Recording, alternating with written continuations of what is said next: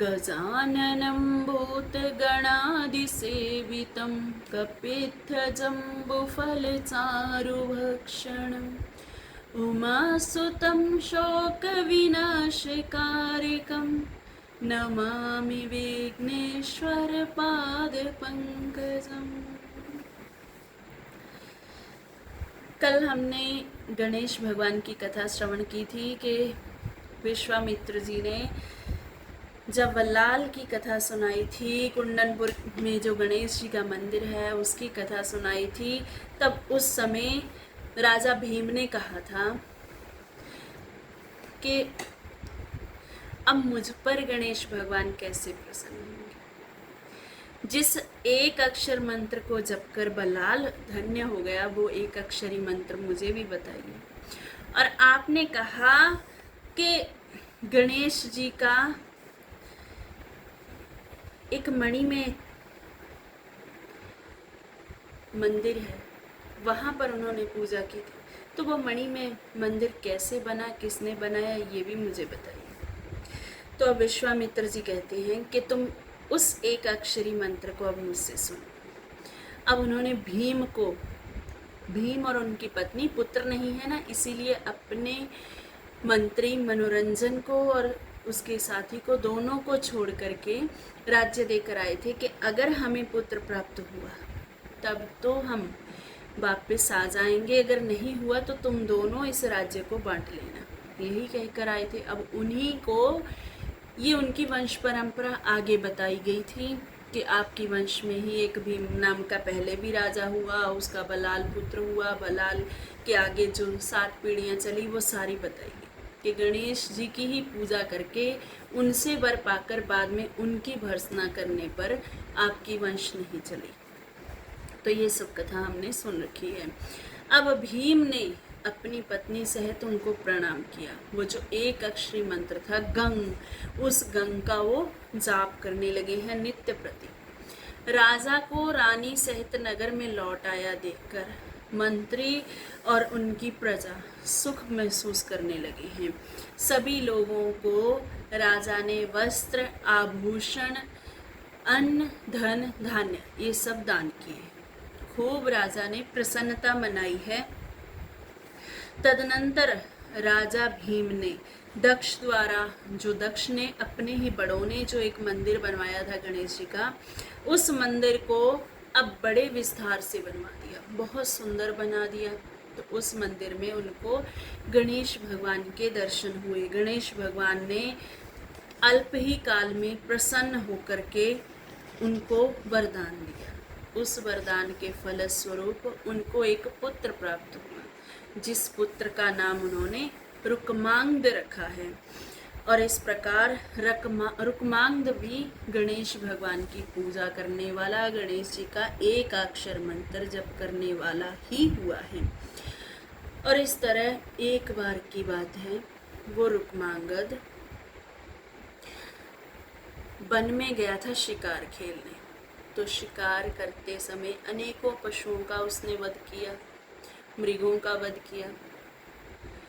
और जब प्यास लगी तो पास ही में एक वाचकनवी नाम के ऋषि का आश्रम था, तो वहाँ पर पहुँच गए। ऋषि जी तो तपस्या में लगे थे।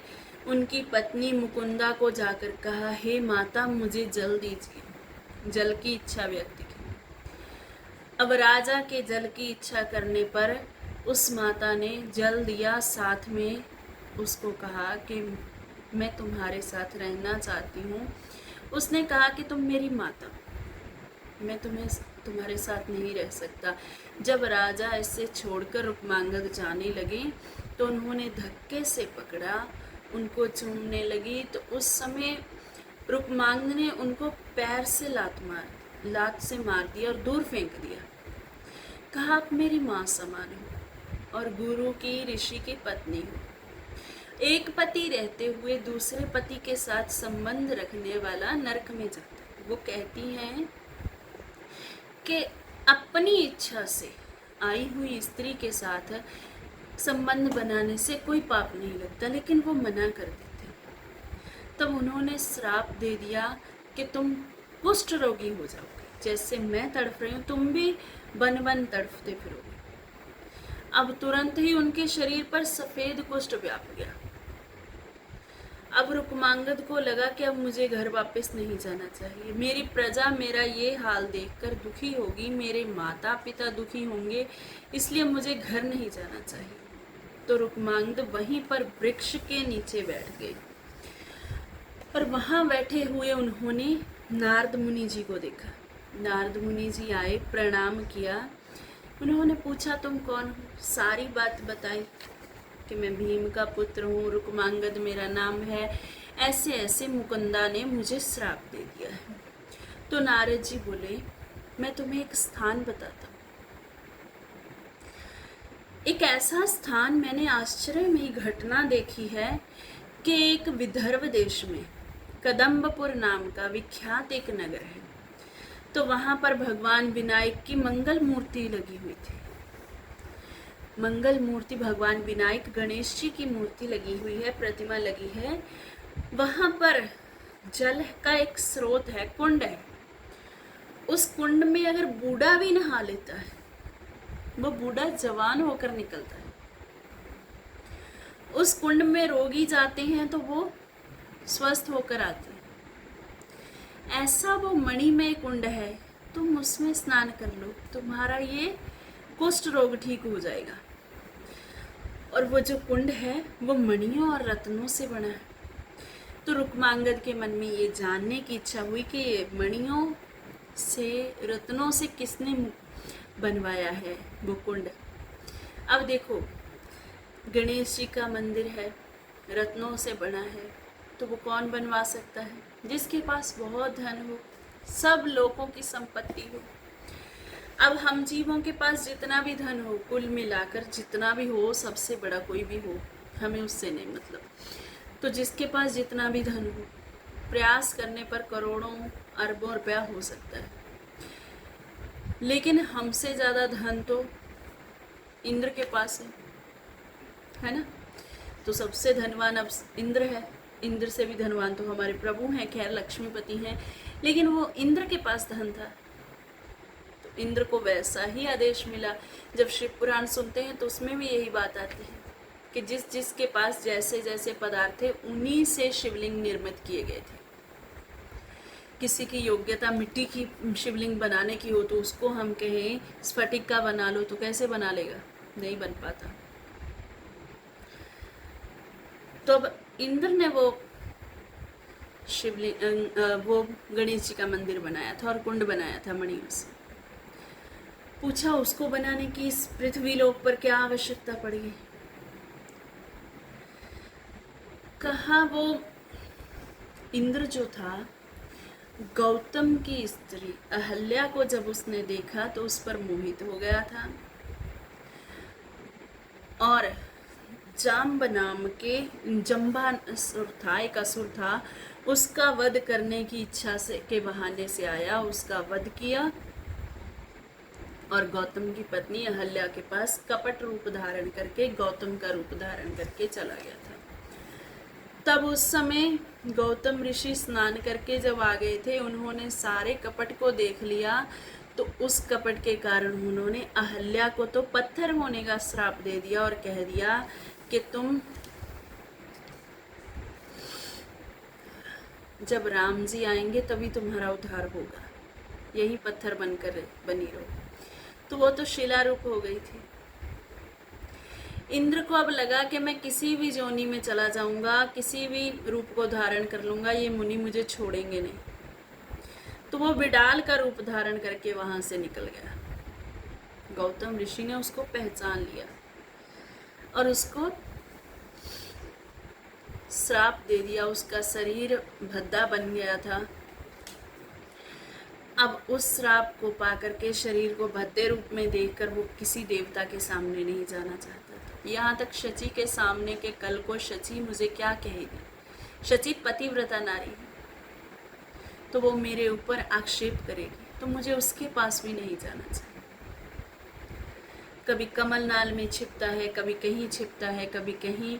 तो एक बार वो वीर बौटी का रूप बनाकर, वो लाल लाल जीव सा हम देखते हैं ना, जब बारिश होती है तब निकलते हैं, तो वीर बॉटी का रूप धारण करके वो घूमने लग जाता है।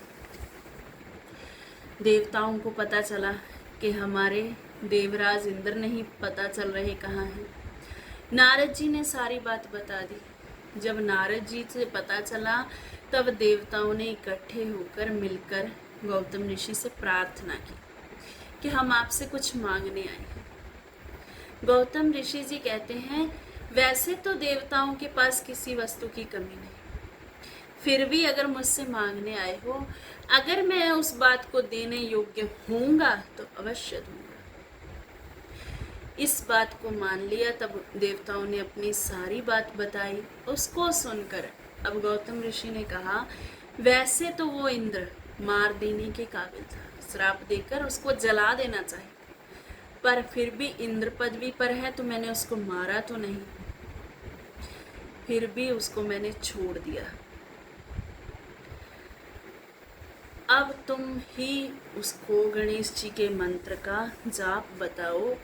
जब वो गणेश मंत्र का जाप करेगा तो पालन करता, संहार हरता भगवान महागणपति जब प्रसन्न होंगे तब उसको इस रोग से छुटकारा मिल जाएगा। तो इस प्रकार गणेश जी का 6 अक्षर मंत्र उनको बताया है। और